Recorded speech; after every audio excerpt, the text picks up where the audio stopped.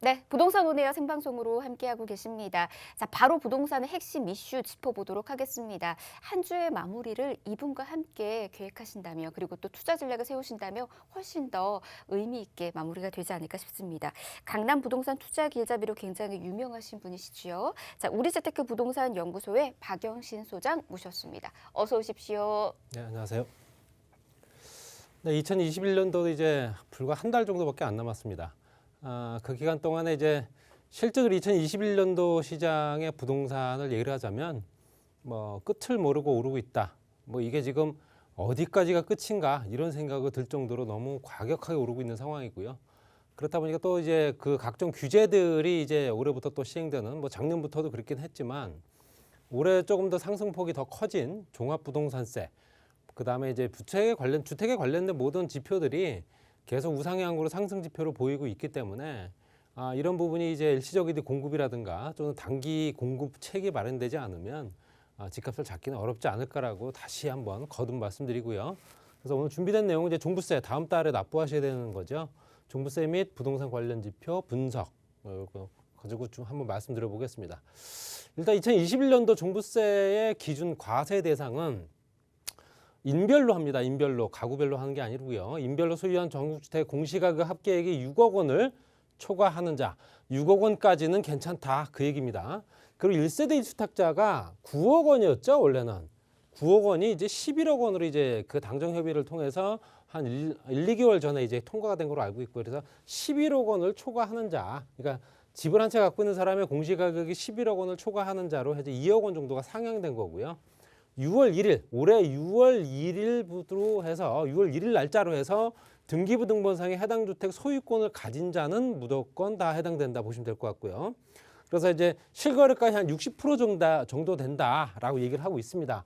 그렇지만 이제 무조건적으로 과세하는 게 아니라 이제 실제적으로 이제 공제를 받을 수 있는 금액이 얼마냐. 말씀드린 대로 현재 1주택자, 다주택자 같은 경우는 이제 공시가격 6억 원이고요. 1주택자 같은 경우는 이제 11억 원 정도 보시면 될 것 같습니다. 그리고 토지를 갖고 계신 분도 있으실 테죠. 종합합산 토지가 잡종지를 다 포함해서 5억 원 정도.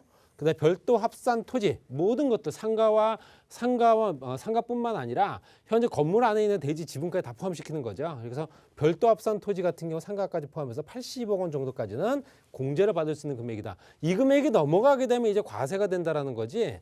실제로 이 금액에서 초과되는 부분만큼만 세금을 납부한다 이렇게 보시면 될 것 같습니다. 그래서 그렇게 참고하시면 될 것 같고요. 종합부동산세율 같은 경우는 실제적으로 주택, 이제 집을 한 채 갖고 계신 분들 같은 경우는 3억 원 이하부터 94억 원 초과까지 이제 범위가 들어갔는데요. 0.6%부터 3%대까지 이제 정해진 거고요.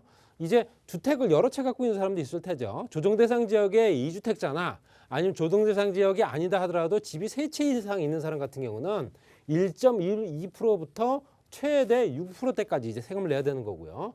합산 토지분 같은 경우도 15억 원 이하나 45억 원 초과까지 이제 범주를 만들어서 1%부터 최대 3%대까지 이제 세금을 먹인다. 이렇게 보시면 될 것 같고요. 별도 합산 토지는 모든 것들을 합산했을 때 200억 원부터 400억 원까지 현재 잡았습니다. 그래서 실제적으로 200억 원 이하는 0.5%부터 400억 원 초과는 0.7%대까지 세율이 이렇게 정해져 있다 보시면 될 것 같습니다. 그래서 이 세율대로 움직이는 거고요. 여기서 이제 실제적으로 초과되는 부분, 그 범주 안에 들어가는 금액이 얼마인가를 한번 보시면 될 것 같고요. 또 현재 실제로 종합부동산세 알림이 사이트에 들어가시게 되면 내 부동산의 공시가격부터 해서 세금, 대략적인 세금에 납부할 금액 자체가 나오기 때문에 그걸 한번 알아보실 필요 있습니다. 법인 같은 경우도 세금이 많이 올랐죠. 그래서 기본적으로 법인채에서 소유하고 있는 1주택, 집 한 채 갖고 있는 부분은 3억 원부터 94억 원 초과 동일합니다. 이거는 무조건적으로 3% 동일 세율로 단일 세율입니다. 그래서 집 한 채 있는 법인채 같은 경우는 무조건 3%의 세금이 부과가 된다 보시면 될 것 같고요. 그리고 주택, 말씀드린 대로 조정대상 지역 2주택이나 아니면 3주택 이상 같은 경우는 단일 세율입니다. 이것도 6%고요. 근데 종합합산 토지분 같은 경우는 1%부터 3%대까지 현재 개인과 똑같습니다. 똑같고요. 실제적으로 별도 합산 토지나 종합합산 토지 같은 경우는 개인과 법인이 똑같다 보시면 될 것 같고요. 주택에 관련된 내용은 이제 단일 세율로 다 묶어놨다 이렇게 보시면 될 것 같습니다. 그래서 공정시장가액 비율이 지금 현재 2021년도에는 95%고요. 내년에는 100%가 됩니다. 내년에 세금이 더 오른다는 얘기겠죠. 그러니까 결론적으로는. 그래서 실제적으로 3억 원 이하부터 94억 원 초과를 이제 공시가격으로 봤을 때 개정 전에는 0.5%부터 2.7%대까지였는데 일반 실제적으로 집을 한 채 갖고 있는 사람 같은 경우는 현재 실제적으로 집을 한 채 갖고 있는 사람들도 세율은 오른 건 사실입니다. 그래서 0.1%부터 0.3%대까지 현재 세금을 더 부담을 해야 되는 부분이고요. 3주택 이상이나 아니면 조정 대상 지역 2주택자 같은 경우는 0.6%대부터 현재 최대 2.8%까지 세금이 올랐다라고 얘기할 수 있습니다. 그렇지만 과연 우리나라 현재 과표 실제적으로 과세 표준이 다른 OECD 국가에 비해서 현재 과하다, 좀 덜하다 이런 얘기가 많이 있죠.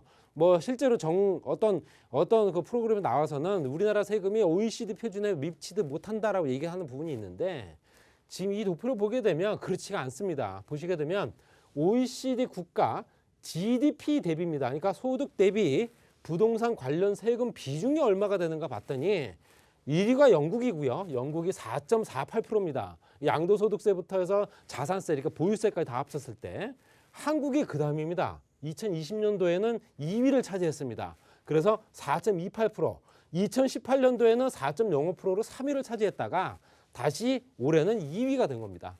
그렇기 때문에 세금은 GDP 대비, 실제로 개인별 소득 대비 부동산 세금의 부담이 얼마가 되느냐를 봐야 되는데 상당히 높은 걸로 알 수 있습니다. 그렇기 때문에 지금 현재 세부담이 크다라고 자꾸 얘기하는 부분도 당연히 이런 부분 때문에 그러지 않을까. 소득 대비 세금이 너무 많이 나가기 때문에 이제 그 세금을 마련할 강구책이 없다라는 얘기죠. 그렇게 보여지기 때문에 당연히 문제가 많이 생기는 거고요. 그래서 가격 상승이라든가 실제로 공동주택 공시가격 비율을 얼마만큼 올렸길래 당연히 세금이 많이 올랐을까라고 계산하게 되면 작년 대비 올해는 두 배가 아니라 3배 정도 올랐습니다. 그렇기 때문에 5.98%였는데요. 공시가격 상승률을 거의 2016년도부터는 거의 5%대부터 해서 거의 미미하게 올린 수준이었는데 올해부터는 급격하게 올렸죠. 6에서 현재 거의 3배 정도 오른 겁니다. 6%에서 거의 20% 됐기 때문에 4배 가까이, 4배는 안 되겠지만 3.5배 정도 오른 거죠. 이렇기 때문에 당연히 세부담의 어떤 실제적인 어떤 그런 국민들의 고통이 더욱더 심해진 거고요. 당연히 재산세도 징수액이나 변동률이 높아질 수밖에 없죠. 그래서 2016년도에는 실제적으로 6.3%에서 14.2%대까지 올랐다, 변동률이. 한 5년 동안에 거의 한 2배 이상 올랐다는 얘기고요. 내년에는 더 오를 거다라고 얘기하기 때문에 이런 부분 때문에 이제 실제적으로 이렇게 세금을 올리면서 세금으로 압박을 해서 기존에 있는 주택의 공급이 더욱더 늘어날 가능성을 어느 정도 열어뒀다라고 계산하지만 그렇지가 못한 시장이기 때문에 그렇습니다. 그래서 실제적으로 매물은 더욱더 나오지 않는 상태고요. 매물이 실제적으로는 상속이라든가 증여 쪽으로 많이 회귀되고 있다라고 말씀드릴 수 있습니다. 1세대 1주택 집이 한 채 있는 사람이 내가 현재 단독 보유했다, 공동 소유했다 뭐 이런 얘기도 있죠. 그래서 실제로 단독 보유했을 때는 현재 산출세에서 추가된 세액 공제율이 따로 있습니다. 그래서 세액 공제가 좀 더 높아진 건 사실이고요. 연령대에 따라 좀 달라집니다. 그래서 60세부터 65세, 65세, 70세, 70세 이상 이렇게 나눴을 때 실제적으로 현재 개정 전에는 보통 20에서 한 50%대까지였는데 이걸 현재 20%에서 30%, 40%대까지 고령자 같은 경우는 현재 높여놓은 상태다.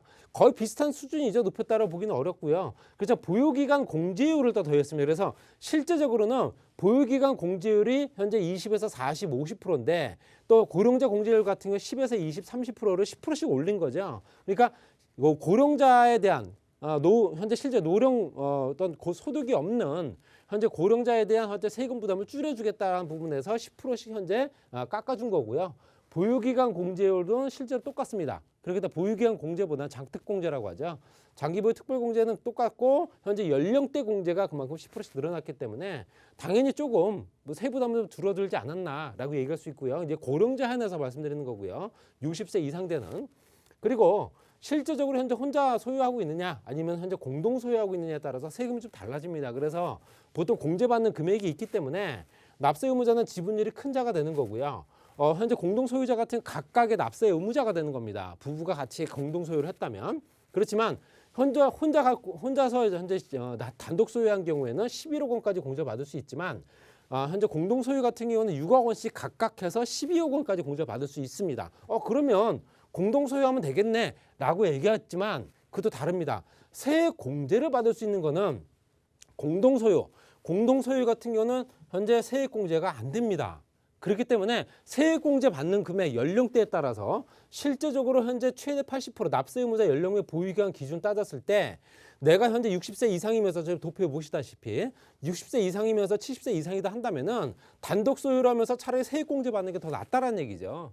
그렇기 때문에 당연히 무조건 공동소유가 더 낫다. 1억 원이 더 추가적으로 공제를 받기 때문에 그렇지 않느냐 계산하지만 본인의 현재 연령대라든가 보유기간 뭐 이런 것들 따지시고요. 그리고 단독 소유냐 공동 소유가 어떤 쪽이 더 나은가를 먼저 계산해 보시는 게 낫습니다. 그래서 실제적으로 세액 공제를 받을 수 있는 금액이 현재 최대 80%까지 때문에 이 금액이 굉장히 큽니다. 그렇기 때문에 당연히 뭐 단독 소유냐 공동 소유를 좀 선택하시는 게 낫지 않을까 말씀드리고요. 세부담 상한선도 올렸죠. 세부담의 상한선은 최대 올리더라도 이 정도 선까지만 이게 다 상한선을 만들어 놓은 건데요. 실제적으로 개정 전에는 연령을 이제 150% 정도 받고요. 조정 대상 지역의 2주택자 200%까지만 그리고 현재 3주택자 이상은 300%까지만 그렇게 진행시켰습니다. 이거는 전년도 대비입니다. 전년도 대비 150%, 200%, 300% 이상 올리지 않겠다라는 내용이었는데 개정을 한 거는요. 연령대는 동일하고요. 현재 조정 대상 지역의 2주택자가 300%가 됐습니다. 100%가 더 업이 된 거고요. 3주택 이상은 현재 그대로고요. 그렇기 때문에 다주택자들한테는 실제적으로 우리가 봤을 수 있는 현재 세부담 상한선은 그대로지만 세 채 이상 갖고 있는 사람 같은 경우는 세부담의 상한선이 그만큼 부담적인 부분이 똑같은 형태가 된 거고요. 2주택자이거나 조정대상 지역에 2주택을 갖고 있는 사람들은 100%가 늘어난 겁니다. 그렇기 때문에 이런 부분도 한번 자기가 어떤 형태의 주택을 갖고 있는지 한번 보셔야 되고요. 사례를 들어보게 되면 현재 1세대 1주택 장기보유 고령자, 장기보유는 똑같다고 말씀드렸지 않습니까? 그렇기 때문에 장기보유 고령자 같은 경우는 20년, 21년도 차이를 봤을 때 실제적으로 재산세가 현재 29만 7,600원 정도가 늘어난 건 맞고요. 종부세 같은 경우는 오히려 좀 줄어들었죠. 36만 원 정도가 줄어들었고 보유세 합계 따졌을 때 실제적으로 6만 3천 원 정도가 줄어든 형태다. 그러니까 1세대 1주택이면서 장기보유 고령자 같은 경우 세금이 올해는 부담이 좀 덜했다라고 얘기하는 거고요. 조정 대상 지역의 2주택 보유자, 집을 2채 이상 갖고 있는 사람 같은 경우는 20년도에 현재 재산세가 1,400만 원이었다면 또 21년도에 1,500만 원이 되는 거고요. 그 차이가 89만 2천 원 정도 되는 건데 종부세 같은 경우는 5,200만 원에서 1억 2,700만 원이 됩니다. 그렇게 되면 그게 7,500만 원이 늘어난 거고요. 세부담이 7,600만 원 정도 된다. 이거는 현재 실제적으로 어떤 주택을 표본을 잡은 거냐면 반포에 있는 아크로 리버파크 2021년도 공시가격을 따져서 현재 그 도표를 만든 겁니다. 그렇기 때문에 실제적으로 현재 2주택자를 한다면은 세부담은 실제적으로 전년도 대비 7,600만 원 정도로 더 내야 된다. 이렇게 보실 수 있습니다. 그만큼 공시가격 자체가 높아졌기 때문에 그럴 수 있다라고 얘기하는데 뭐 굉장히 큰 부담일 수밖에 없는 거고요. 그렇기 때문에 당연히 세부담에 대한 저항도 많이 생길 수밖에 없다는 얘기입니다. 또 현재 이제 주제를 좀 바꿔서 말씀드리면 지역별로 전세 가격 집값 얼마나 올랐나 봤더니요. 2년간 수도권 지역은 16.7%, 5개 광역시는 9.8%, 그다음에 기타 지방은 5.3% 전세 가격만 따진 겁니다. 집값은요. 아파트 실거래가는 수도권 지역이 얼마? 58.5% 올랐고요.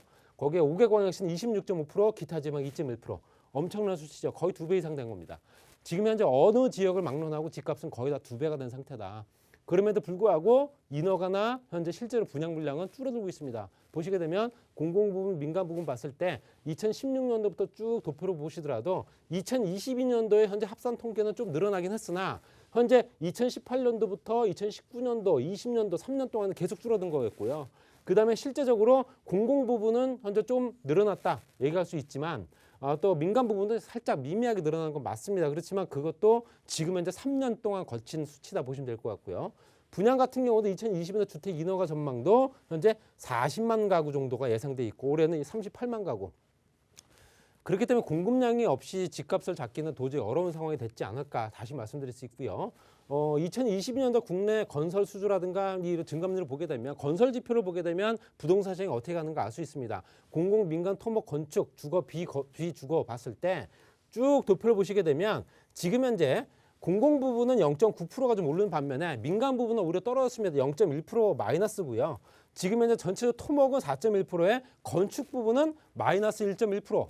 그렇기 때문에 당연히 실제적으로 건축 경기가 살아나지 않는 부분 때문에라도 공급량은 더욱더 줄어들 수밖에 없었던 분양과 인허가 물량들이 당연히 그럴 수밖에 없었다라고 말씀드릴 수 있고요.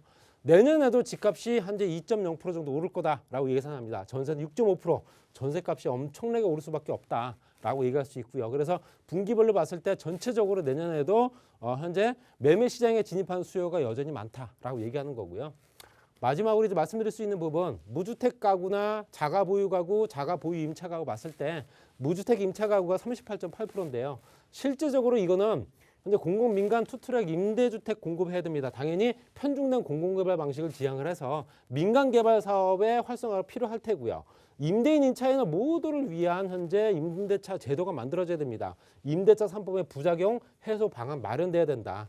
주택 보유자의 세부담을 정상화해서 양도세라든가 보유세를 깎아주고 시장에 어떤 물건이 적극적으로 현재 다시 시장에 다시 개방이 될 수 있도록 만들어 주려면 이런 정책들이 다시 같이 병행이 돼야 되지 않을까 이렇게 말씀드리겠습니다.